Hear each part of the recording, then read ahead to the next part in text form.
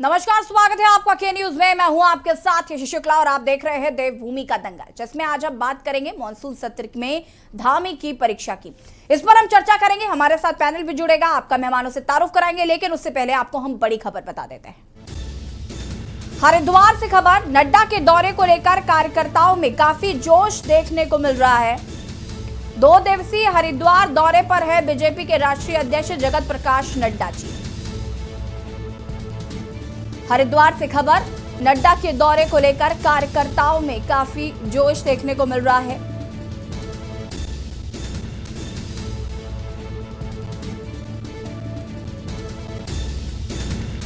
नड्डा के दौरे को लेकर कार्यकर्ताओं में जोश देखा जा रहा है। 2 दिवसीय हरिद्वार दौरे पर है बीजेपी के राष्ट्रीय अध्यक्ष जगत प्रकाश नड्डा जी और 2022 के चुनावों के मद्देनजर उनका ये दौरा काफी अहम माना जा रहा है।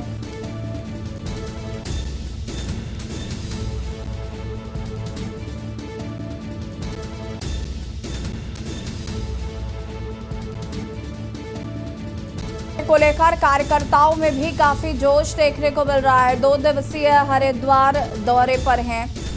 आपको बता दें, जेपी नड्डा जी 2022 के चुनावों को लेकर रणनीति तैयार की जा रही है।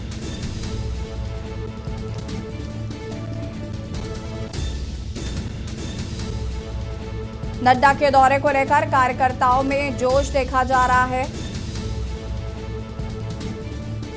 2 दिवसीय हरिद्वार दौरे पर है बीजेपी के राष्ट्रीय अध्यक्ष। 2022 के चुनावों को लेकर तैयार की जा रही है रणनीति। चुनावी माहौल उत्तराखंड में अब देखने को मिल रहा है। पक्ष हो या विपक्ष, सभी चुनाव की तैयारियों में लगे हुए हैं। नड्डा के दौरे को लेकर कार्यकर्ताओं में काफी जोश देखा जा रहा है। 2 दिवसीय हरिद्वार दौरे पर हैं बीजेपी के राष्ट्रीय अध्यक्ष जगत प्रकाश नड्डा जी। 2022 के चुनावों को लेकर तैयार की जा रही है रणनीति। 2022 के चुनावों के मद्देनजर उनका ये दौरा काफी अहम माना जा रहा है। बैठक में गढ़वाल सांसद तीरथ सिंह रावत भी मौजूद हैं। मंत्री हरक सिंह रावत, स्वामी यतीश्वरानंद भी मौजूद। ये बैठक काफी अहम है 2022 के चुनावों के लिहाज से देखा जाए तो। नड्डा के दौरे को लेकर कार्यकर्ताओं में काफी जोश देखा जा रहा है। 2 दिवसीय हरिद्वार दौरे पर हैं जेपी नड्डा जी। 2022 के चुनावों को लेकर तैयार की जा रही है रणनीति।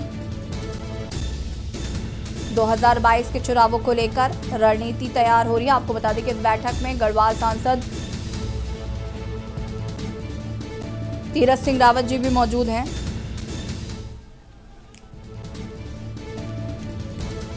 मंत्री हरक सिंह रावत, स्वामी यतीश्वरानंद भी इस बैठक में मौजूद। तमाम कार्यकर्ता मौजूद। आपको बता दें कि जब एयरपोर्ट पहुंचे थे जेपी नड्डा जी, वहां पर भी कार्यकर्ताओं ने उनका भव्य स्वागत किया और हरिद्वार आते आते उनका हर जगह पर भव्य स्वागत हुआ।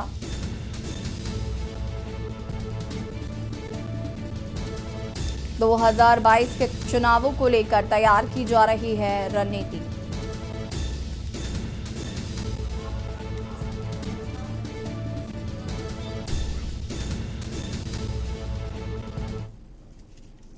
और इसी खबर पर हमारे साथ ज्यादा जानकारी के लिए संवाददाता विकास खरे जुड़े हुए हैं लाइव हरिद्वार से। विकास जी, आपसे मैं जानना चाहूंगी, जेपी नड्डा जी 2 दिवसीय दौरे पर हैं उत्तराखंड के और उनका ये दौरा 2022 के चुनाव के मद्देनजर अगर बात की जाए तो काफी अहम माना जा रहा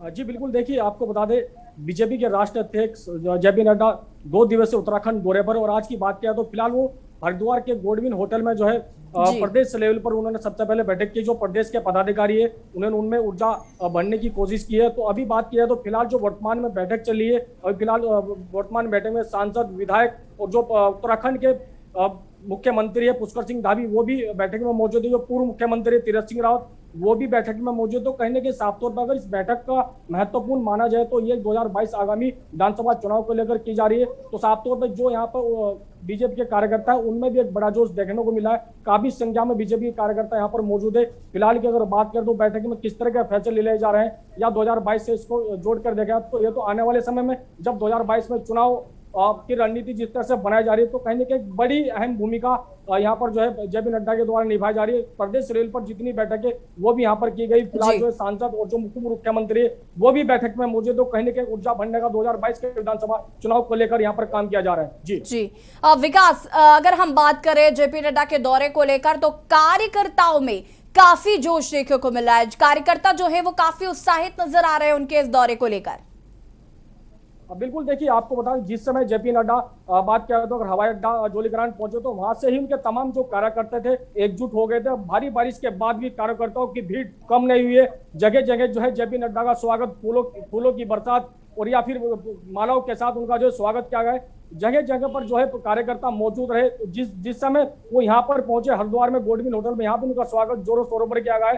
कार्यकर्ता में बहुत ज्यादा खुशी है, बहुत ज्यादा जोश है। तो साफ तौर पर देखा जा सकता है जिस तरह से जेपी नड्डा का दौरा महत्वपूर्ण यहाँ पर माना जा रहा है 2022 से चुनाव को इससे जोड़कर देखा जा रहा है। तो जब हमने बात की है तो अगर पूर्व मुख्यमंत्री तीरथ सिंह रावत से हमने बात की तो उनका भी साफ तौर पर यही कहना था कि 2022 के चुनाव को लेकर ये अहम बैठक हरिद्वार में होने जा रही है। जी विकास जी, अगर बात हम करें जेपी नड्डा के दौरे को लेकर तो उनकी 11 बैठकें हैं 2 दिन के अंदर, और ये 11 बैठकें जो हैं वो सांसद, विधायक, मंत्री उन तमाम लोगों से हैं। और इससे पहले भी जब वो उत्तराखंड आए थे तो भी इसी तरीके की बैठकें उन्होंने की थी और सबको एकजुटता का मंत्र दिया था। इस बार भी शायद यही कवायद वो कर रहे हैं कि एकजुट होकर उत्तराखंड में भाजपा चुनाव लड़े। बिल्कुल, बात किया तो जिस तरह से यहाँ पर ये पहली बैठक शुरू हुई तो इसके बाद और 11 बैठक ऐसी है जिनमें जो है door to door JP Nadda का प्रोग्राम है। लगातार उनकी बैठक उत्तराखंड में जारी रहेगी। पिछले 2 दिवस का यहाँ पर जो उत्तराखंड में प्रोग्राम रखा गया तो कहने के जिस तरह से आपने बताया कि एकजुट होकर बीजेपी के जो कार्यकर्ता हैं, जो पदाधिकारी, जो मंत्री हैं, जो विधायक है, उन सबको जो एकजुटता का पाठ बैठक में पढ़ाया जाने का काम जेपी नड्डा कर रहे हैं। तो ऐसे में तमाम जो भूमिका है चुनाव की, किस तरह से रणनीति बनाई जाएगी, यहाँ पर भी बैठक में वो काम किया जा रहा है। तो ऐसे में 2022 के चुनाव को लेकर साफ तौर पर इससे जोड़ा जा सकता है क्योंकि जिस तरह से 2 दिवसीय हरिद्वार दौरे पर है जेपी नड्डा, 11 उनकी बैठक और होनी है। तो बैठक में जो भी और उत्तराखंड के तमाम पदाधिकारी हैं, जो बात किया तो जिस तरह से पदाधिकारी यहाँ पर मौजूद है, जिलाध्यक्ष से प्रदेश अध्यक्ष से तमाम यहाँ पर पहुंचे हैं। तो कहीं ना कहीं नया जोश भरने का काम जेपी नड्डा उनमें कर रहे हैं। फिलहाल जो है बैठक लगातार जारी है और बैठक के दौर में जिस तरह से सभी सांसद और विधायक है वो भी बैठक में उपस्थित है। तो कहीं ना कहीं साफ तौर पर 2022 का जो चुनाव है वो मुख्य भूमिका यहाँ पर निभाई जा रही है। जी विकास जी, एक सवाल ये भी है कि जिस तरीके से ये विपक्ष लगातार हमलावर हो रहा था और ये कहा जा रहा था कि जेपी नड्डा जिस तरीके से दौरे पर हैं वो रिपोर्ट कार्ड लेकर आ रहे हैं कि कौन से विधायक ने काम किया, कौन से सांसद ने काम किया, किस तरीके से काम किया जा रहा है, उसका एक रिपोर्ट कार्ड जो है वो लेकर आ रहे हैं। लेकिन अगर हम बात करें जेपी नड्डा जी की तो क्या ऐसे लोगों को फटकार लगाई जाएगी? क्योंकि इस बार भाजपा जो काम भाजपा द्वारा किया गया है उसको जनता तक पहुंचाने की कवायद, अगर हम उत्तर प्रदेश की बात कर ले, उत्तराखंड की बात कर ले, तमाम वो राज्य जहां पर चुनाव होने हैं, जहां पर भाजपा की सरकार है, वहां पर एक तरीके से जनता तक पहुंचाने की कवायद तेज की जा रही है कि क्या क्या काम किए गए हैं। तो यहां पर जिन लोगों ने काम नहीं किया या जिनकी शिकायतें ज्यादा मिल रही थी, क्या उनको फटकार भी लगाई जा सकती है? उनसे किस तरीके से बातचीत की जाएगी? बिल्कुल, अगर साफ तौर पे फटकार की अगर बात करें तो कि जिस तरह से जो मंत्री और जो विधायक यहाँ पर पहुंचे उनका भी रिपोर्ट लेने का काम जेपी नड्डा राष्ट्रीय अध्यक्ष करेंगे। किन विधायकों ने क्षेत्र में विकास किया है, जिन विधायकों ने क्षेत्र में विकास नहीं किया है शायद उनको भी फटकार लगाया जा सकती है क्योंकि फिलहाल मीडिया को अंदर बैठक में जाने की एंट्री नहीं है। तमाम मीडिया यहाँ पर जो है गोडविन होटल के बाहर यहीं पर ही मौजूद है। तो ऐसे में तमाम जो भी वहां से खबर आएगी तो साफ तौर पर जो मीडिया कर्मियों सब बाहर है। तो ऐसे में जो भी मंत्री हैं, जो विधायक है, अगर किसी ने भी विकास, मोदी जी के जो विकास के जो एक नारा है, अगर विकास नहीं किया गया है तो कहीं ना कहीं जो विधायक है उनको भी फटकार जेपी नड्डा द्वारा लगाया जा सकती है क्योंकि बीजेपी का नारा है विकास करेंगे और विकास किया है। इस तरह से जो है इस नारे को लेकर बीजेपी लगातार आगे बढ़ रही है। तो ऐसे में जो मंत्री हैं, जो विधायक है, उनका भी रिपोर्ट कार्ड लिया जा सकता है। जेपी नड्डा फिलहाल जो है बैठक में उनका दौर जारी है। जी बिल्कुल, सबका साथ सबका विकास लेकर चल रहे हैं। विकास जी, आपका बहुत बहुत शुक्रिया तमाम जानकारी देने के लिए। और यहाँ पर हम बात कर रहे हैं कि किस तरीके से जेपी नड्डा जी का दौरा है और उसके बाद कार्यकर्ताओं में कितना जोश देखने को मिल रहा है और उन लोगों को फटकार जरूर लगाई जा रही है जिन लोगों ने काम नहीं किया, जिनकी शिकायतें ज्यादा मिल रही हैं।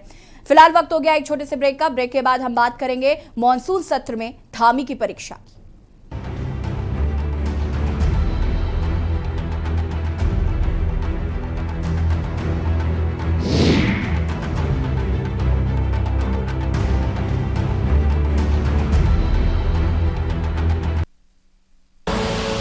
आप देख रहे हैं के न्यूज, खबरों का सारथी।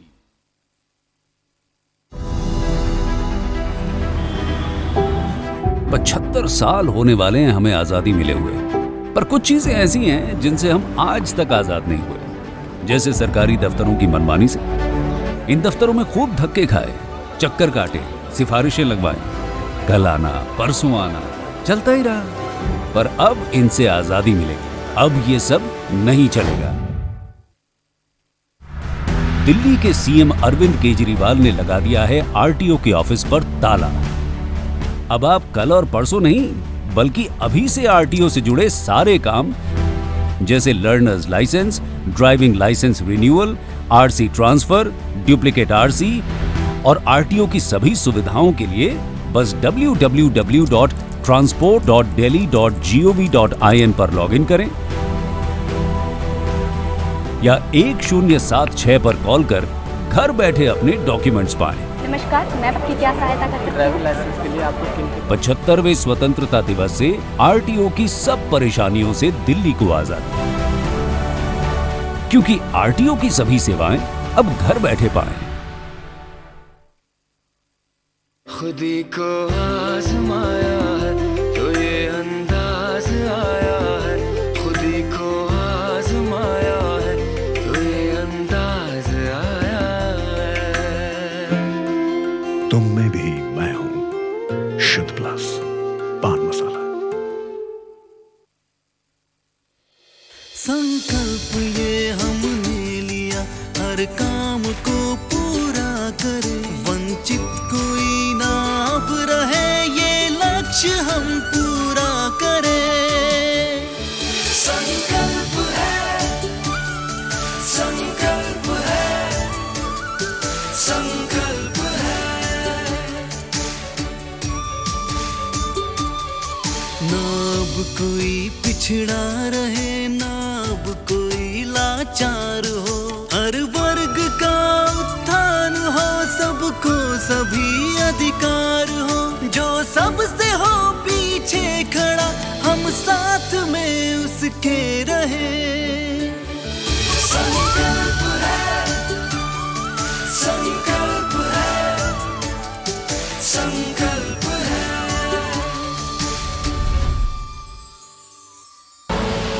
आप देख रहे हैं के न्यूज, खबरों का सारथी।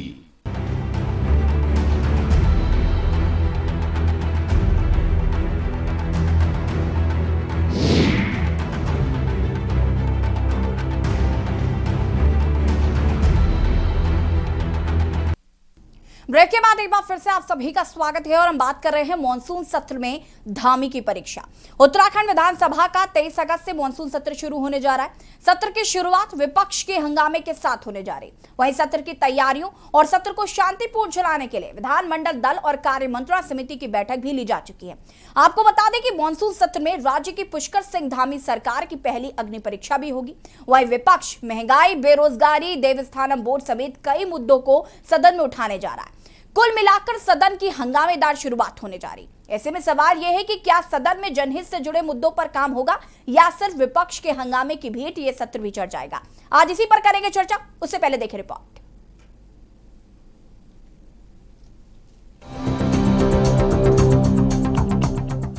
उत्तराखंड विधानसभा का मानसून सत्र 23 अगस्त से शुरू होने जा रहा है। सत्र की तैयारियों के संबंध में विधानसभा में विधानमंडल दल और कार्य मंत्रणा समिति की बैठक भी हुई। इस बैठक में सत्र की तैयारियों और सत्र को शांतिपूर्ण चलाने पर मंथन किया गया। बता दें, मानसून सत्र धामी सरकार की पहली अग्नि परीक्षा है। सत्र में एक ओर जहां सरकार के सामने 4 साल की उपलब्धियों को रखना चुनौती होगा, तो वहीं दूसरी ओर विपक्ष के सवालों का भी सामना सरकार को करना होगा। हालांकि मुख्यमंत्री पुष्कर सिंह धामी का कहना है कि सरकार पूरी तरह से तैयार है। सरकार चाहती है कि सदन की कार्रवाई अच्छी तरीके से चले, जनहित से जुड़े मुद्दे उठाए जाएं, विधायकों के सभी सवालों के जवाब आएं, सदन में राज्य के विकास पर बेहतर संवाद कायम हो। नहीं, हम चाहेंगे कि सत्र अच्छे से चले, जनता के जुड़े हुए मुद्दे आएं और विकास की बातें हों। विपक्ष भी जो है उसमें हमको सहयोग करे, जो हमारी अपेक्षा है। हम सत्र चलाना चाहते हैं। संसदीय कार्य मंत्री भी चूंकि नए रूप में वो थे, तो वो भी आए। सबसे पहले मैंने उनका स्वागत किया और उसके बाद चर्चा हुई और चर्चा में मैंने उनसे अपेक्षा की है कि सदन जो 23 तारीख से चल रहा है वो निर्बाध रूप से चले। और चूँकि आज से पहले भी सदन बहुत व्यवस्थित और निर्बाध रूप से चलते रहे हैं, तो मैंने अपेक्षा की विपक्ष से भी और सत्ता पक्ष से भी, और दोनों ने आश्वस्त किया है कि सदन में वो पूरा सहयोग करेंगे। और विपक्ष को बिल्कुल मैंने कहा है कि वो अपना विषय, जो भी जनता की अपेक्षाएं हैं, जो समस्याएं हैं, उसको बड़े शालीनता से और गंभीरता से उठाएं। और सत्ता पक्ष से भी अपेक्षा की है कि वो उन बातों का ठीक से जवाब दें जो विपक्ष सवाल उठाएगा या मुद्दे उठाएगा। तो दोनों तरफ से बहुत अच्छा मुझे आश्वासन मिला है कि वो सदन को ठीक चलाएंगे। उत्तराखंड विधानसभा का सत्र विधानसभा चुनावों से कुछ महीने पहले ही होने जा रहा है। इस सत्र के दौरान विपक्ष जहां रोजगार और महंगाई जैसे मुद्दों पर घेरने की कोशिश करेगा, तो वहीं पुष्कर सिंह धामी का बतौर मुख्यमंत्री ये पहला सत्र होगा। मुख्यमंत्री के पास वित्त विभाग भी है, इसलिए उन पर अनुपूरक बजट के जरिए राज्य के विकास की भावी योजनाओं का खासा खींचने का भी दबाव होगा। साथ ही सरकार की 4.5 साल की उपलब्धियों को सदन में रखना भी चुनौती की तरह ही होगा। कांग्रेस सदन के अंदर बेरोजगारी, किसानों की समस्या, आशा कार्यकर्ताओं का आंदोलन, कर्मचारियों का आंदोलन, महंगाई सहित तमाम मुद्दों को उठाएगी। उप नेता प्रतिपक्ष करण मेहरा ने कहा है कि हम जनहित से जुड़े मुद्दों पर सरकार को घेरेंगे। अनेक मुद्दे हैं। बेरोजगारी मुख्य मुद्दा है, महंगाई मुद्दा है, गन्ना किसानों का और किसानों के मुद्दे हैं, जमीन से संबंधित अध्यादेश का मुद्दा है। उसके अलावा क्या कहते हैं, आशा कार्यकर्ती आपके लंबे समय से धरने प्रदर्शन कर रही हैं और भ्रष्टाचार का मुद्दा है। ये सभी मुद्दे प्रमुखता से उठाए जाएंगे। कोविड काल में जो घटनाएं घटी हैं, खासकर हरिद्वार में जिस तरीके की टेस्टिंग रिपोर्ट्स में का घोटाला सामने आया, ये सभी ज्वलंत मुद्दे जो हैं इस बार की विधानसभा में उठने जा रहे हैं। कुल मिलाकर देखा जाए तो विधानसभा सत्र की हंगामेदार रहने के पूरे आसार हैं। सरकार को एक ओर जहां अपनी उपलब्धियां सदन में गिनानी होंगी, तो दूसरी ओर विपक्ष के तीखे सवालों का भी जवाब देना होगा। देहरादून से के न्यूज इंडिया के लिए अंकित काला की रिपोर्ट।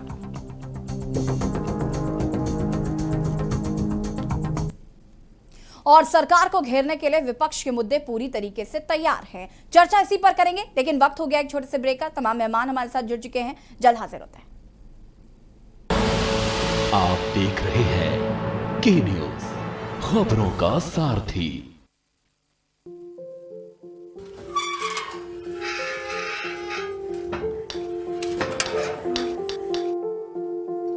अरे दीदी, अपना लल्ला तो बिल्कुल ठीक होएगा। कोई देख के कह नहीं सकता कि अपना लल्ला इतना बीमार था। हाँ बहन, जब लल्ला को बुखार भवा तब हम बहुत घबरा गए थे। एक तो बीमारी, ऊपर से इलाज का खर्च की चिंता अलग। जब हम लल्ला को सरकारी अस्पताल लेकर गए, तब हुआ डॉक्टर साहब ने बताया कि यहाँ तो इलाज मुफ्त में होता है। हाँ, लल्ला का इलाज भी खूब बढ़िया से हुआ और कोनो पैसा भी खर्च नहीं हुआ। हम तो दीदी अपनी जिंदगी में पहली बार ऐसा देखे कि सरकार ऐसा करती है। तभी तो बहन, जुग जुग जिए मोदी जी और जुग जुग जिए योगी जी।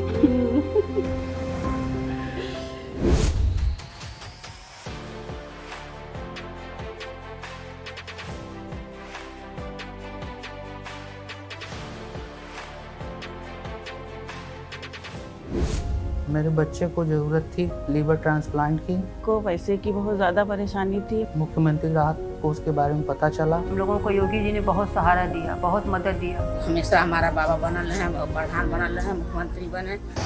इरादे नेक, काम अनेक। करें अपने जीवन को कृतार्थ, सुने श्रीमद् भागवत कथा रोज प्रातः 6 बजे मेरे साथ सिर्फ के न्यूज इंडिया।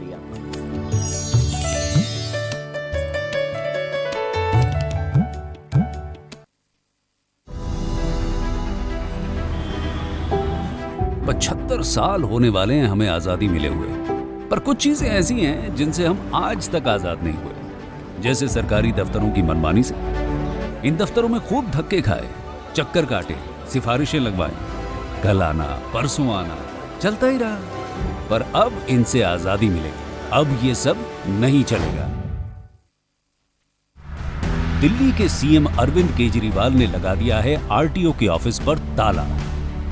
अब आप कल और परसों नहीं, बल्कि अभी से आरटीओ से जुड़े सारे काम, जैसे learner's licence, driving licence renewal, RC transfer, duplicate RC और आरटीओ की सभी सुविधाओं के लिए बस www.transport.delhi.gov.in पर लॉगिन करें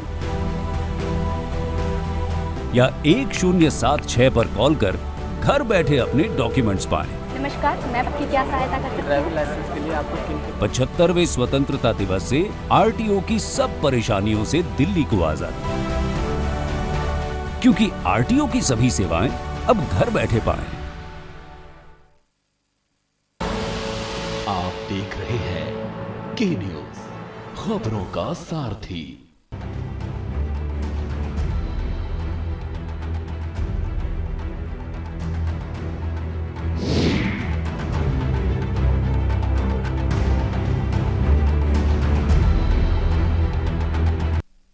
ब्रेक के बाद एक बार फिर से आप सभी का स्वागत है और हम बात कर रहे हैं मॉनसून सत्र में धामी की परीक्षा। उत्तराखंड विधानसभा का 23 अगस्त से मॉनसून सत्र शुरू होने जा रहा है और सत्र की शुरुआत विपक्ष के हंगामे के साथ होने जा रही है।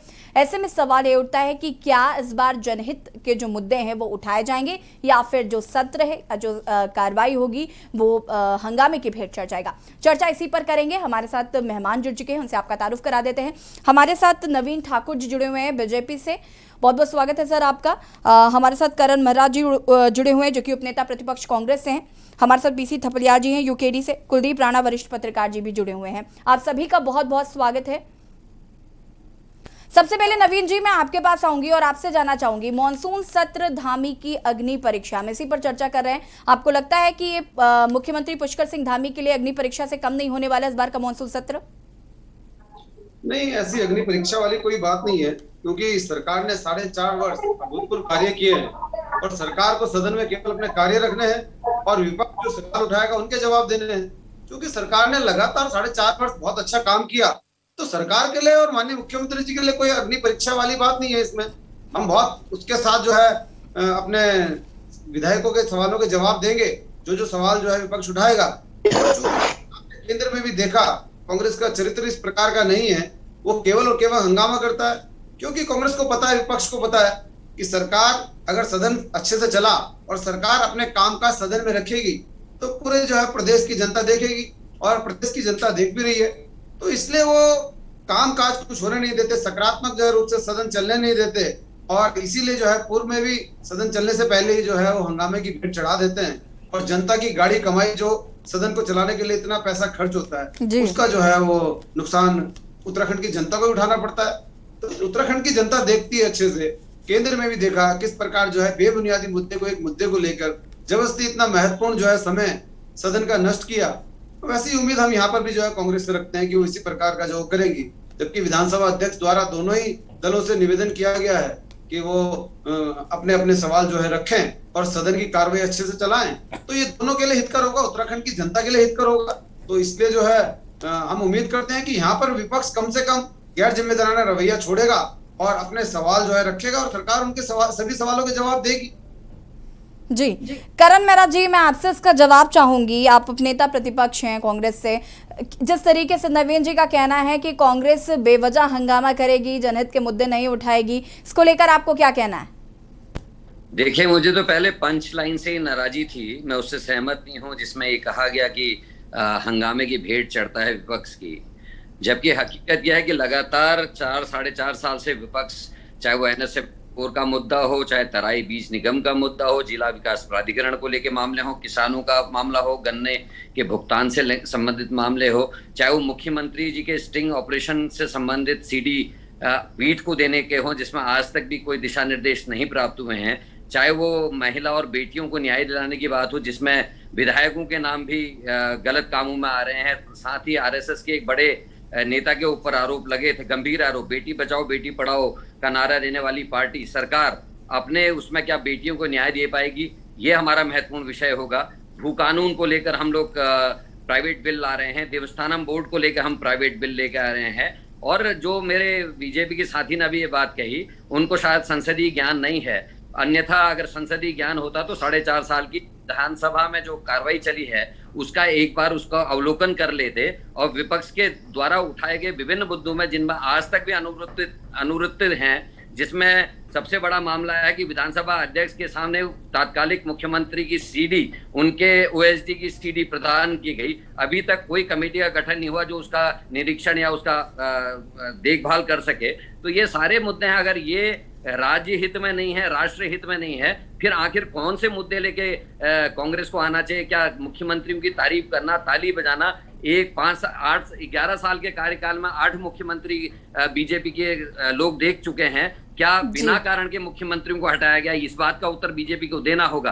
किसी भी विधायक ने मुख्यमंत्री को हटाने की मांग नहीं रखी और विधानसभा में विधायकों की मांग पर ही मुख्यमंत्री को बनाया या हटाया जाना चाहिए, लोकतंत्र की परंपरा है। किसी भी बीजेपी विधायक ने मुख्यमंत्रियों को हटाने की मांग नहीं करी। फिर क्या कारण थे कि बीजेपी 3 मुख्यमंत्री इस 5 साल के कार्यकाल में बदलने पड़े? के उत्तर भारतीय जनता पार्टी विपक्ष के ऊपर लगाने से अच्छा हो कि अपने गरेबान। और अगर मुख्यमंत्री में अच्छे थे तो भारतीय जनता पार्टी को मुख्यमंत्री क्यों बदलने? इस बात का उत्तर बीजेपी ने।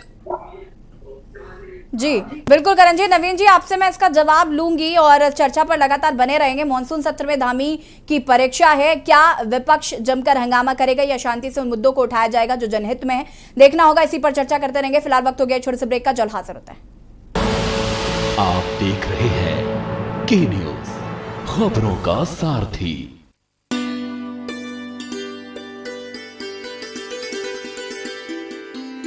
किसान की आय डबल करने का लक्ष्य, किसानों का जीवन आसान बनाना, हम इस संकल्प पथ पर बड़ी तेजी से आगे बढ़ रहे हैं।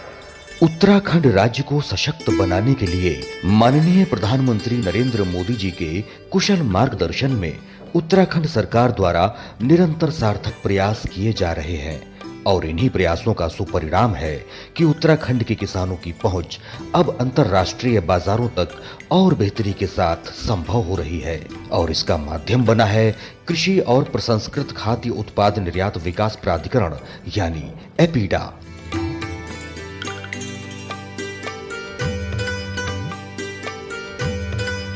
आज राज्य के किसी भी सुदूर गांव में उगाई जा रही फसल न केवल एशिया बल्कि यूरोपियन देशों में भी पहुंच रही है। उत्पादन गुणवत्तापूर्ण होने की वजह से उत्तराखंड की फल सब्जियों से लेकर खास किस्म के अनाज तक की डिमांड आज विदेशी बाजारों में खूब हो रही है। सरकार की तरफ से अभी किसानों को बहुत मदद की जा रही है। सभी जितने किसान हैं सभी को जोड़कर एक क्लस्टर बनाया गया है जिनको सरकार की तरफ से काफ़ी चीज़ उपलब्ध कराई गई है। सबके कंपोस्ट पिट बनाए गए, स्प्रे मशीनें दी गई और अपने घर में कीटनाशक बनाने के लिए अपने उन ड्रम आदि दिए गए और लोगों को उसकी ट्रेनिंगें दी गई, कैसे आपने जैविक खेती करनी है और जैविक खेती के बाद जो आपका उत्पादन होगा उसको आपने कहाँ मार्केट करना है, कहाँ आपने उसको बेचना है। ये सरकार की तरफ से काफ़ी मदद की जा रही है किसानों की। देश के यशस्वी प्रधानमंत्री नरेंद्र मोदी जी का किसानों की उन्नति का संकल्प सिद्ध हो रहा है और इसी का नतीजा है कि उत्तराखंड में करी पत्ता, भिंडी, नाशपाती और करेला जैसी अन्य फल सब्जियों के निर्यात को लगातार प्रोत्साहन मिल रहा है। मैं जैपनीज खेती भी करता हूँ। सबसे कॉस्टली है वो राइस है जो कि 15,000 रुपए पर क्विंटल के हिसाब से। मेरे पास सोयाबीन है जिसका फल भी बिकता है, दाना भी बिकता है, दोनों। उत्तराखंड में रागी, झिंगोरा, चौलाई जैसे मोटे अनाजों का जैविक उत्पादन करने वाले किसान आज उत्साहित होकर खेती से जुड़ रहे हैं। उत्तराखंड में अब कुछ ऐसे किसान भी हैं जो विभाग की मदद से अपने कुछ प्रोडक्ट को देश से बाहर भी भेज पा रहे हैं। इसमें जैसे चावल है, आपका मसाले हो गए आपके, और हनी हो गया, और फ्रूट्स में आपका एप्पल हो गया, मैंगो हो गया, गुआवा हो गया। किसानों की आय बढ़ाने के लिए संकल्पबद्ध केंद्र सरकार के मार्गदर्शन में उत्तराखंड सरकार की कृषि हितैषी योजनाओं ने किसानों के चेहरों पर मुस्कान लाने का काम किया है। संकल्प से सिद्धि, कृषि से समृद्धि।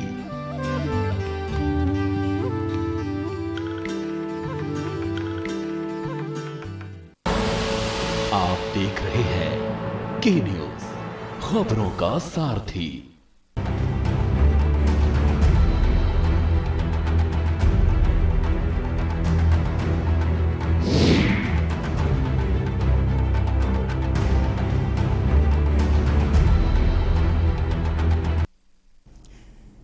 ब्रेक के बाद एक बार फिर से आप सभी का स्वागत है और लगातार हम बात कर रहे हैं मॉनसून सत्र में धामी की परीक्षा की। उत्तराखंड विधानसभा में 23 अगस्त से मॉनसून सत्र शुरू होने जा रहा है और आपको बता दें कि ये कयास लगाए जा रहे हैं कि शायद इस बार विपक्ष जो है वो जमकर हंगामा करेगा, हंगामेदार शुरुआत होगी। लगातार हम चर्चा इसी पर कर रहे हैं, चर्चा आगे बढ़ाएंगे, लेकिन उससे पहले उत्तर प्रदेश के मुख्यमंत्री योगी आदित्यनाथ क्या कुछ कह रहे सुन लेते हैं। न्यायमूर्ति श्री ऋतुराज अवस्थी जी,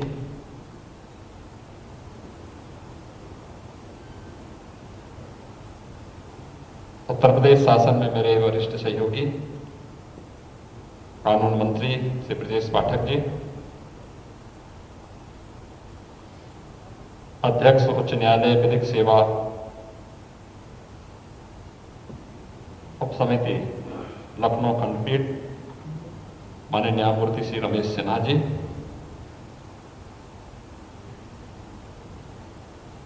राष्ट्रीय विधिक सेवा प्राधिकरण नई दिल्ली के सदस्य सचिव श्री के जैन जी, राज्य विधिक सेवा प्राधिकरण के सदस्य सचिव श्री जितेंद्र कुमार सिंह जी, आज के इस समारोह में उपस्थित हमारे सभी न्यायमूर्तिगण, प्रदेश से अलग अलग जनपदों से आए हुए सभी न्यायिक अधिकारीगण, प्रदेश शासन के सभी अधिकारीगण, मैं सबसे पहले आप सबका अभिनंदन करूंगा कि 10 जुलाई को आयोजित राष्ट्रीय लोक अदालत कार्यक्रम के माध्यम से 12 लाख से अधिक मामलों का एक साथ निस्तारण करके समयबद्ध और त्वरित न्याय की परिकल्पना को साकार करने की दिशा में एक नया कदम बढ़ाया गया है। मेरे सामने जब माननीय कार्यवाहक मुख्य न्यायाधीश जी की ओर से प्रस्ताव आया था, तो मैंने अपनी पूरी मसंदी से इसके बारे में चर्चा करते हुए इस बारे में कहा था कि इस अवसर का लाभ आप सबको लेना चाहिए, क्योंकि कल्याणकारी राज्य आम जनमानस के प्रति जितनी संवेदनशील दिखनी चाहिए, उन्हें त्वरित न्याय प्रदान करने के लिए किए जाने वाले प्रयास न केवल सैद्धांतिक रूप से बल्कि व्यावहारिक धरातल पर भी उतरता हुआ दिखाई दे, और इस अवसर पर प्रत्येक जनपद में इस प्रकार के अभियान चलाए जाएं। और मुझे प्रसन्नता है कि माननीय कार्यवाहक मुख्य न्यायाधीश जी ने जो लक्ष्य निर्धारित किया था, उससे कई ज्यादा मामलों का निस्तारण किया गया। यानी 5 लाख की तुलना में 12 लाख से अधिक मामले एक साथ इस अवसर पर निस्तारित होते हुए दिखाई दिए, और 952 करोड़ रुपए से अधिक की जो मामले थे उन सभी का भी समाधान होता हुआ दिखाई दिया।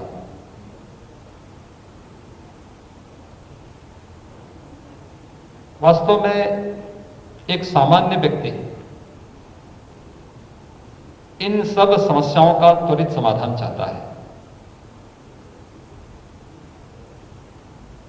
राज्य सरकार अपने स्तर पर पहल करती है। हम लोग महीने में 4 दिन, 2 दिन हर शनिवार को थाना दिवस का आयोजन करते हैं और 2 दिन तहसील समाधान दिवस का आयोजन करते हैं। और आपको बता दें कि लखनऊ के राजभवन से मुख्यमंत्री योगी आदित्यनाथ को आप सुन रहे थे, जो जजों के सम्मान समारोह में वहां मौजूद। उन्होंने बताया कि न्यायपालिका में जिस तरीके से अब मसलों को सुलझाया जा रहा है वो काबिले तारीफ है। और अब चर्चा करेंगे मानसून सत्र में धामी की परीक्षा की। और लगातार हम बात कर रहे हैं कि क्या उत्तराखंड विधानसभा का जो 23 अगस्त से सत्र शुरू होने वाला है उसमें विपक्ष हंगामा करेगा या जनहित के मुद्दे को उठाए जाएंगे, या जिस तरीके से जो मुद्दे पिछले कई सालों से जिन पर बात की जा रही है, जिनको लेकर विपक्ष लगातार सरकार को घेर रहा है, क्या उनके निस्तारण की कोई बात यहां पर इस सत्र में देखने को मिलेगी। चर्चा हम इसी पर कर रहे हैं। नवीन ठाकुर जी बीजेपी से हमारे साथ जुड़े हुए, करण महरा जी जुड़े हुए हैं, पीसी थपलियाल जी हैं और कुलदीप राणा जी जो कि वरिष्ठ पत्रकार हैं वो भी जुड़े हुए हैं। पीसी थपलियाल जी, आपके पास आऊंगी मैं। जिस तरीके से पुष्कर सिंह धामी ने अपील भी की थी कि हंगामा ना किया जाए, जनहित के मुद्दों को उठाया जाए, आपके हिसाब से इस वक्त उत्तराखंड में क्या मांग है लोगों की? देखिए, इस समय जो मांग है, मांग को हल करने में ये लोग कंप्लीट तौर से फेल होते हुए नजर आ रहे हैं। सबसे बड़ी समस्या हमारी रोजगार की है। इस समय प्रदेश की सबसे बड़ी मांग भू कानून की है, जो इसी भारतीय जनता पार्टी के तत्कालीन मुख्यमंत्री त्रिवेंद्र रावत ने 2018 में जिस भू कानून को खत्म किया और यहाँ की जमीन का खुला आम खेल पे लगा दिया था, उसकी लगातार डिमांड बढ़ती जा रही है।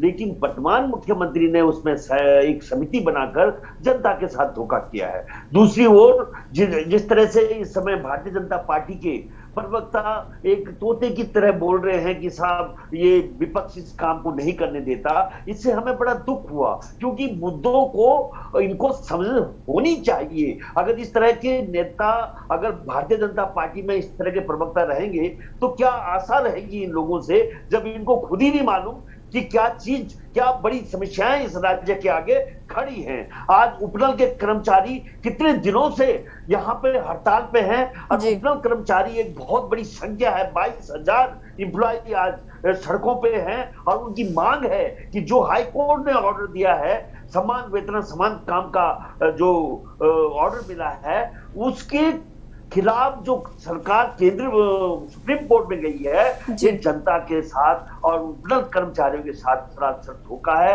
और बार बार इनके मंत्री इनको आश्वासन देते रहे हैं कि हम तुम्हारी मांगों को देखेंगे, हल करेंगे, लेकिन इस सत्र में हमें लगता नहीं कि ये जितने ज्वलंत मुद्दे इस राज्य के हैं उसको ये मुख्यमंत्री छू पाएंगे कि नहीं छू पाएंगे, क्योंकि इन्होंने ऑलरेडी ताश की पत्तों की तरह जो मुख्यमंत्री बदले हैं वही यहाँ की जनता के ऊपर एक बोझ जो इन्होंने डाल दिया है। अब उसकी भरपाई, उसको किस तरह से डिफेंड मुख्यमंत्री करेगा, ये सबसे बड़ी चुनौती उनके आगे है। क्योंकि मुख्यमंत्री इस समय फाइनेंस मिनिस्टर भी है, तो वो जो अनुपूरक मांगों के माध्यम से, बजट के माध्यम से जो यहाँ का भावी जो खाका खींचने वाले हैं, उस खाका में कुछ नहीं निकलेगा। 4-5-6 महीने की ये सरकार क्या कर पाएगी, क्या धोएगी और क्या निचोड़ेगी, निश्चित रूप से यहाँ की जनता को कोई आशा नहीं है। 2022 में जनता इनको सत्ता से बाहर फेंकने जा रही है और निश्चित रूप से यहाँ के क्षेत्रीय ताकतें सत्तासीन होने जा रही हैं और वे इस राज्य की जो मूलभूत समस्याएं हैं उनका हल करने में वो ही सक्षम होगी, ये स्पष्ट रूप से हम मानते हैं। इन लोगों के बीते 22 साल में इस राज्य को चौराहे में खड़ा कर दिया है और भ्रष्टाचार का जो चरम सीमाएं लाग की है, ये जो राज्य थी वो इस राज्य के लिए एक बहुत बड़ा भस्मासुर समस्या हमारे आगे खड़ी हो रखी है। इन तमाम समस्याओं को लेकर आप ये देखिए कि किस तरह से आशा वर्कर इस समय सड़कों पे हैं, किस तरह से पूरा का पूरा कर्मचारी जो लोग हैं वो सड़कों पे आज रेंग रहे हैं, और उनकी सुनवाई करने वाला आज कोई नहीं है। किसी भी तरह से इस राज्य का जो पहाड़ में पलायन है, पलायन के ऊपर इनके हाथ खड़े हो चुके हैं। और रोजगार के ऊपर तो खुद स्वयं मुख्यमंत्री जो प्लान बना रहे हैं कि साहब हम स्वरोजगार का बड़ा प्रोग्राम बनाएंगे, और स्वरोजगार का प्रोग्राम किस तरह से 3-4 महीने में सिरे चढ़ेगा वो भगवान के मालूम है कि क्या भविष्य के गर्भ में है। लेकिन निश्चित रूप से कोई भी बड़ी आशा इन दलों से और ये वर्तमान सरकार से नहीं की जा सकती। केवल इनका चुनाव चुनाव चुनाव, और चुनाव के अलावा उसमें जो धन व्यय करके लोगों को वशीभूत करके जो वोट लेते हैं वही इनका काम रह गया है। इधर जेपी नड्डा जी घूम रहे हैं, उधर मंत्री जी घूम रहे हैं जन आशीर्वाद यात्रा लेकर, और एक तमाशा मदारियों की तरह जो तमाशा बना रखा है इस राज्य की जनता का, वो बहुत निराश है, निराश इन लोगों से। जी कुलदीप जी, मैं आपके पास आऊंगी और आपसे ये समझना चाहूंगी कि धामी जी ने सत्र शुरू होने से पहले ही अपील की है कि जनहित के मुद्दे उठाए जाएं। जिस तरीके से हमने देखा कि लोकसभा राज्यसभा में क्या हुआ कि सदन की कार्रवाई नहीं चल पाई, एक दिन भी ठीक तरीके से नहीं चल पाई, ऐसे में कितना ज़रूरी हो जाता है विधानसभा की अगर हम बात करें तो विधानसभा में जो मुद्दे हैं उन पर बातचीत होना कितना ज़रूरी होता है, या फिर हंगामे की जिस तरीके से उम्मीद जताई जा रही है कि हंगामा किया जाएगा विपक्ष द्वारा, इसको लेकर आप किस तरीके से देखते हैं?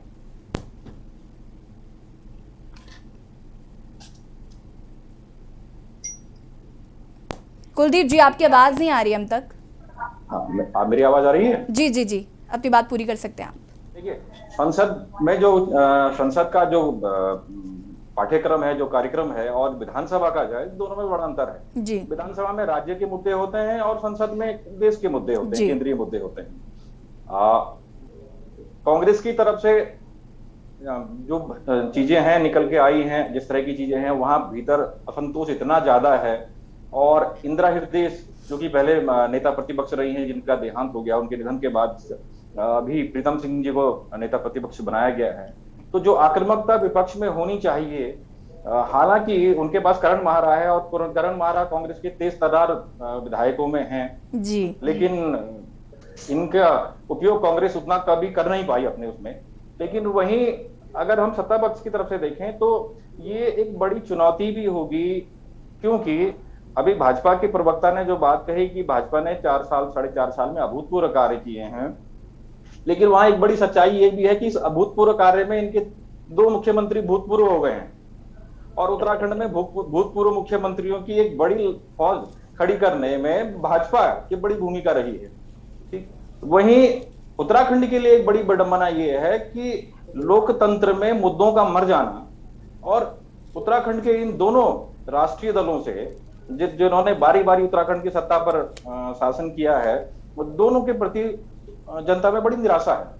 अब ये जो सत्र है, यह सत्र न सिर्फ मुख्यमंत्री धामी के लिए चुनौती है, बल्कि विपक्ष के लिए, कांग्रेस के लिए ये एक बड़ा अवसर भी है, क्योंकि 6 महीने के बाद चुनाव होने हैं। 2022 के चुनाव से पहले यहाँ जो विधानसभा के अंदर का जो घटनाक्रम होगा, वो जनता में एक बड़ा संदेश भी देगा कि कांग्रेस क्या तैयार है जी। क्योंकि पिछले 4 सालों में जिस तरह से कांग्रेस जो दिखी है, जो उसकी आक्रामकता जैसे न जाने कहां खो गई थी, तो वो एक बड़ी विडंबना है। और इसका नुकसान अब चूंकि इंदिरा हृदय की भरपाई शायद ही कांग्रेस में कोई नेता कर पाए। बिल्कुल कुलदीप जी, कहीं ना कहीं बहुत सारी चीजें हैं इस बार देखने को मिलेंगी, नेता प्रतिपक्ष जो है वो बदल गए। आप सभी हमारे साथ बने रहिए और चर्चा को आगे बढ़ाएंगे। फिलहाल वक्त हो गया छोटे से ब्रेक का, जल्द हाजिर होता है। के न्यूज़, खबरों का सारथी। संकल्प ये हमने लिया, हर काम को पूरा करे, वंचित कोई ना अब रहे, ये लक्ष्य हम पूरा करें। संकल्प है, संकल्प है, संकल्प है। ना अब कोई पिछड़ा रहे, ना अब कोई लाचार हो, हर वर्ग का उत्थान हो, सबको सभी अधिकार हो, जो सबसे हो पीछे खड़ा, हम साथ में उसके रहे। संकल्प है, संकल्प है, संकल्प है।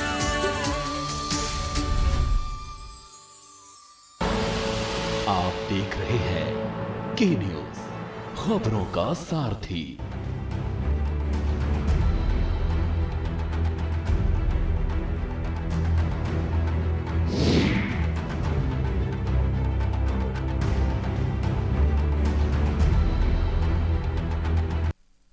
ब्रेक के बाद एक बार फिर से आप सभी का स्वागत है और लगातार हम चर्चा कर रहे हैं मॉनसून सत्र में धामी की परीक्षा की कि आखिर सदन में विपक्ष किस तरीके से सरकार को घेरेगा और सरकार किस तरीके से जवाब देगी। चर्चा इसी पर हम कर रहे हैं। नवीन जी से मेरा सवाल है। नवीन जी भाजपा से हैं। नवीन जी, मैं आपसे इस बात को समझना चाहूंगी और मैं चाहूंगी कि आप दर्शकों को बताइए कि आपके हिसाब से जनहित के मुद्दे कौन से हैं जिन पर विपक्ष को बातचीत करनी चाहिए। और दूसरी बात ये कि 57 विधायक हैं आपके, तो जाहिर सी बात है कि आपकी आवाज ज्यादा बुलंद है। लेकिन अगर मैं सड़क की बात करूं तो इस वक्त विपक्ष जो है वो भाजपा को कड़ी टक्कर दे रहा है, चाहे वो आम आदमी पार्टी हो चाहे वो कांग्रेस हो।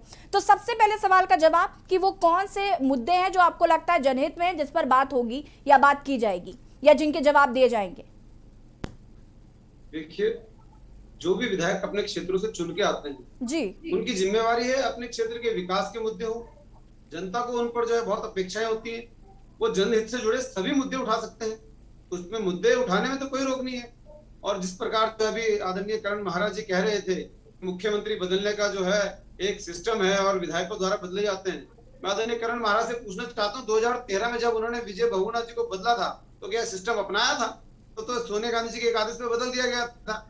और दूसरी बात, अभी थपलियाल जी शायद कांग्रेस के प्रवक्ता हैं, वो रटे रटाई शब्द मुझे बोल रहे थे कि रटे रटाई शब्द बोल रहे हैं। उन्होंने तो एक ही जो है तोते की तरह लगातार रट रहे, बीजेपी ने कुछ नहीं किया, बीजेपी को से हटाने वाले हैं। मैं थपलियाल से पूछना चाहता हूँ, अगर बीजेपी ने 4.5 साल विकास नहीं किया तो आप उत्तराखंड की जनता पर सवाल उठा रहे हैं। उत्तराखंड की जनता ने लगातार जो है, चाहे लोकसभा के चुनाव हो चाहे पंचायतों के चुनाव हो, अभी 4 महीने पहले 60 का उपचुनाव हुआ, भारतीय जनता पार्टी को इतना जन समर्थन और आशीर्वाद दिया, तब कांग्रेस कहां थी? तब क्या ये मुद्दे नहीं थे? कांग्रेस तो लगातार रटे रटाए मुद्दे उठा रही है। थपलियाल जी को केवल और केवल कांग्रेस की बात रखने का यहाँ काम कर रहे हैं, लेकिन उनको देखना चाहिए कि भारतीय जनता पार्टी को उत्तराखंड की जनता लगातार आशीर्वाद दे रही है और विकास का काम शायद इनके बड़े नेता हरीश रावत जी को तो दिख रहा था, उन्होंने तो केदारनाथ के जो है पुनर्निर्माण की तारीफ की, लेकिन वो चश्मा शायद थपलियाल जी के पास नहीं है, वो चश्मा शायद करण मेहरा जी के पास नहीं है जिसमें विकास का काम दिख रहा था। आप देख लीजिए, 4 धाम जो है ऑल वेदर रोड आज 12,000 करोड़ की योजना 90% पूरी हो गई है। जब आदरणीय नरेंद्र मोदी जी ने इसकी घोषणा परेड ग्राउंड से की थी, तब ये कांग्रेस के लोग कह रहे थे केवल जुमला है और ये पूरी होने वाली नहीं। आज 90% काम पूरा हो गया। अब कांग्रेस के लोग कहाँ हैं जो उस वक्त जो है सवाल उठा रहे थे? ऋषिकेश से लेकर कर्णप्रयाग तक रेल लाइन, क्या कभी कल्पना की थी कि कर्णप्रयाग तक रेल लाइन पहुंचेगी? आज 124 किलोमीटर जो है रेल लाइन मार्ग का काम लगभग 40% पूरा हो गया है और 24-25 तक रेल कर्णप्रयाग पहुंच जाएगी। ऋषिकेश में कितना सुंदर जो है रेलवे स्टेशन बन के तैयार हो गया, वो काम नहीं दिख रहे हैं। 12,000 किलोमीटर जो है सड़कें, पर्वतमाला योजना 16,000 करोड़ की योजना जो है उत्तराखंड को दी गई। इतनी बड़ी बड़ी योजनाएं केंद्र सरकार के सहयोग से उत्तराखंड में जो है चल रही है, वो विकास नहीं दिख रहा है। शायद कांग्रेस के लोगों को नहीं दिख रहा है, लेकिन उत्तराखंड की जनता को ये विकास भलीभांति दिखता है। उत्तराखंड की जनता इस विकास को जानती है। उत्तराखंड की जनता जानती है कि विकास भारतीय जनता पार्टी के शासनकाल में हो सकता है। भ्रष्टाचार की बड़ी बड़ी बातें यहाँ पे आदरणीय करण महाराज जी कर रहे थे। 5 साल का शासनकाल याद कर ले कांग्रेस का। 5 साल के शासनकाल में कितना जो है भ्रष्टाचार कांग्रेस ने किया। सरकार शराब का जो है अभी तक जो है इनके पूर्व मुख्यमंत्री जी टैनिम का भी जिक्र कर रहे थे। तो पूरा जो है उत्तराखंड देख रहा था तो भ्रष्टाचार को किस प्रकार जनता त्रस्त थी। इसी कारण शायद 2-2 सीटों से हरा दिया। तो उत्तराखंड की जनता सब जानती है और उत्तराखंड की जनता पे अगर आप सवाल उठा रहे हैं तो उसका जवाब भी आपको जनता। नवीन जी, लेकिन अभी तक आपने मुझे जवाब ये नहीं दिया है कि जनहित के मुद्दे क्या हैं। करण जी, इसका जवाब मैं आपसे लूंगी, लेकिन वक्त हो गया एक छोटे से ब्रेक का। जल्द हाजिर होता है। के न्यूज, खबरों का सारथी। संकल्प ये हमने लिया, हर काम को पूरा करे, वंचित कोई ना अब रहे, ये लक्ष्य कुछ हम पूरा करें। संकल्प है, संकल्प है, संकल्प है। ना अब कोई पिछड़ा रहे, ना अब कोई लाचार हो, हर वर्ग का उत्थान हो, सबको सभी अधिकार हो। जो सबसे हो पीछे खड़ा, हम साथ में उसके रहे। संकल्प है, संकल्प है, संकल्प है।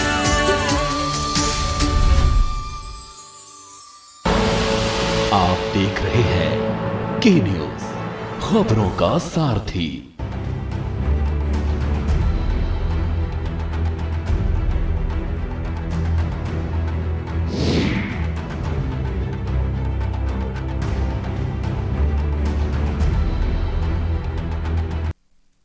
ब्रेक के बाद एक बार फिर से आप सभी का स्वागत है। मॉनसून सत्र में धामी की परीक्षा पर हम लगातार चर्चा कर रहे हैं। करण जी से मैं जानना चाहती हूँ, करण जी मेरा आपसे सवाल है कि जिस तरीके से नवीन जी भी कह रहे थे कि अगर आप मुख्यमंत्री बदल सकते हैं तो अगर भाजपा ने बदल दिए तो क्या बुराई?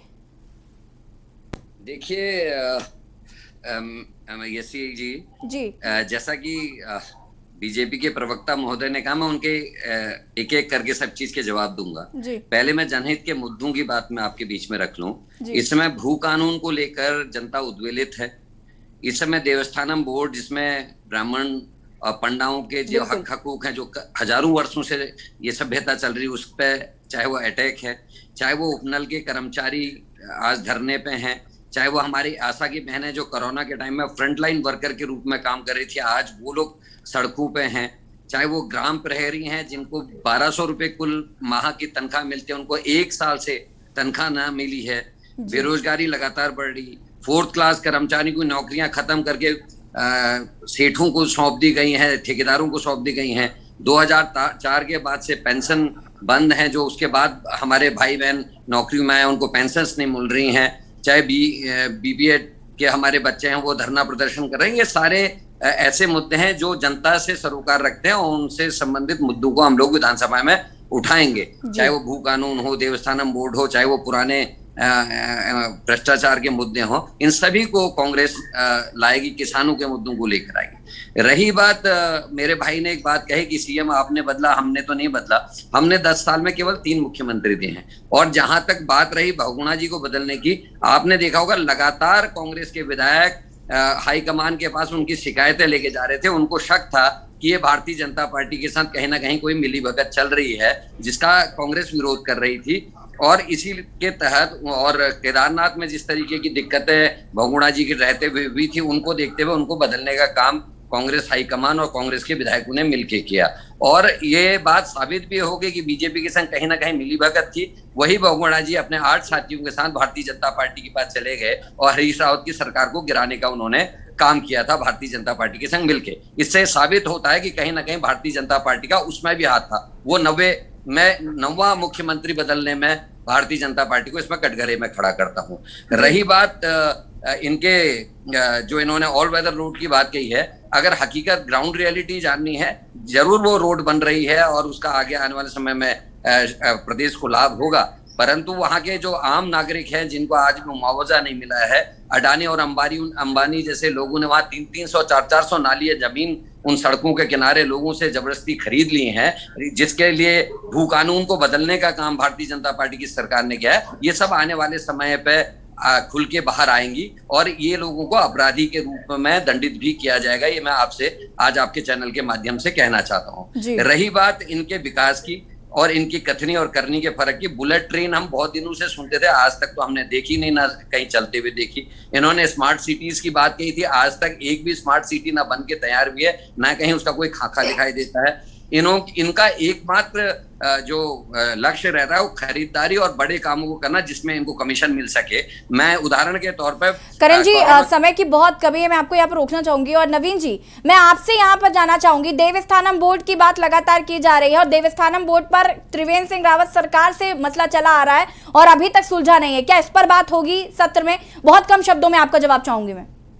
थी इस बात पे भी चर्चा होगी। कोरोना में जो लोग मरे हैं, जिन लोगों को क्या जो करण जी, मैं आपके पास आऊंगी। नवीन जी से मैं इसका जवाब चाहती हूँ, क्या सत्र में इसको लेकर किसी तरीके का कोई निस्तारण किया जाएगा? क्या ये जो पुरोहित इतना परेशान हो रहे हैं उनकी समस्या का समाधान निकलेगा? भू कानून बनेगा? क्या इसको लेकर कोई मसौदा तैयार किया गया है? बहुत कम शब्दों में आपका जवाब चाहती हूँ मैं नवीन जी। देखिए, माननीय मुख्यमंत्री जी ने सबको सूचना दे दी है। हमने एक पावर कमेटी का गठन कर दिया और हम सभी अपने पुण्य पुरोहितों से बात करेंगे। वो सब हमारे लोग हैं और उनको जिस बिंदु पर भी दिक्कत है, जिस बिंदु पर समस्या है, उस बिंदु को जो है देवस्थानम बोर्ड से जो समाप्त करने का जो है काम सरकार करेगी और ऐसा जो है बोर्ड बनेगा जो हमारे सभी पंडित पुरोहितों के हक हकूक का जो है ख्याल रखेगा। तो इस पे जो है स्थिति स्पष्ट कर चुके हैं और बाकी सदन में विपक्ष का जो काम है वो सवाल उठाए। हमने तो स्वागत किया पहले भी, लेकिन इन्होंने सवाल उठाए कहाँ, चर्चा कहाँ की? ये तो केवल जो हंगामा करना और भाग जाना है। तो हमने तो कभी कहा ही नहीं, कभी सवाल के इनके जो है जवाब से भागे नहीं। ठीक है नवीन जी। आइए कुलदीप जी, मैं आपसे जानना चाहूंगी, अब चूंकि अब विपक्ष की बात भी आपने सुनी, पक्ष की बात सुनी, इसका सार मैं आपसे जानना चाहूंगी कि मॉनसून सत्र में जोरदार हंगामे के आसार जो हैं वो साफ नजर आ रहे हैं, लेकिन विपक्ष कह रहा है कि हम सिर्फ चर्चा करना चाहते हैं, जो सवालों के जवाब है वो मिल जाए। देवस्थानम बोर्ड और भू कानून को लेकर बहुत ज्यादा समस्याएं देखने को मिल रही हैं, हालांकि उन दोनों के लिए कमेटी गठित कर दी गई है। क्या कुछ कहना आपका इसमें? बहुत कम शब्दों में आपका जवाब चाहूंगी मैं। देखिए, जनहित के मुद्दों को लेकर के, जन मुद्दों को लेकर के भाजपा ने नकारात्मकता दिखाई है जी। और देवस्थानम बोर्ड इसका प्रत्यक्ष उदाहरण है। 2 साल से अधिक का समय हो चुका है और अभी भाजपा के प्रवक्ता कह रहे हैं कि इस पर चर्चा हम करेंगे, इस पर बातचीत करेंगे। कब करेंगे बातचीत? 4 महीने रह गए हैं, 4 महीने के बाद आचार संहिता।